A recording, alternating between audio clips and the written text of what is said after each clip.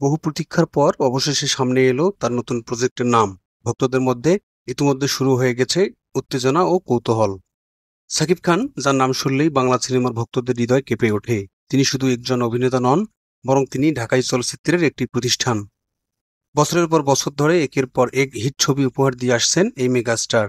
তবে সাম্প্রতিক বছরগুলোতে তার ক্যারিয়ারে কিছু চ্যালেঞ্জ এসেছে। দর্শকরা অপেক্ষা করছিলেন এক নতুন উদ্যমে শাকিব খানের প্রত্যাবর্তনের। অবশেষে সেই প্রত্যাশার জবাব এলো তার নতুন সিনেমার ঘোষণার মাধ্যমে। এই ছবির নাম জানার পর অনেকেই বলছেন এটি হতে চলেছে তার ক্যারিয়ারের এক নতুন অধ্যায়। এই নতুন সিনেমার নাম হলো মাফিয়া। নামটি শুনেই বোঝা যায় এটি একটি পাওয়ারফুল এবং সমাজমুখী গল্প হতে চলেছে। মাফিয়া শব্দটি যেমন শক্তি ও কর্তৃত্বের প্রতীক, তেমনি এটি মানুষের বাস্তব জীবনের প্রতিচ্ছবিও তুলে ধরে।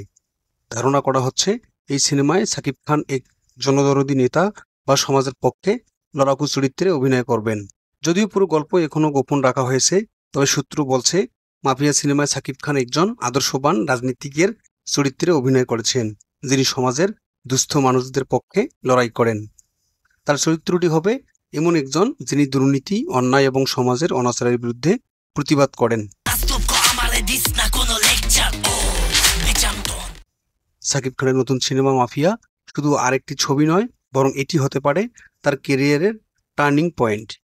পরিচালনা, অভিনয়, গল্প সব দিক থেকেই এটি দর্শকদের জন্য বড় একটি প্রজেক্ট হতে যাচ্ছে। আর এই ধরনের আরও সিনেমা আপডেট ও বিশ্লেষণ পেতে চ্যানেলটি সাবস্ক্রাইব করতে ভুলবেন না।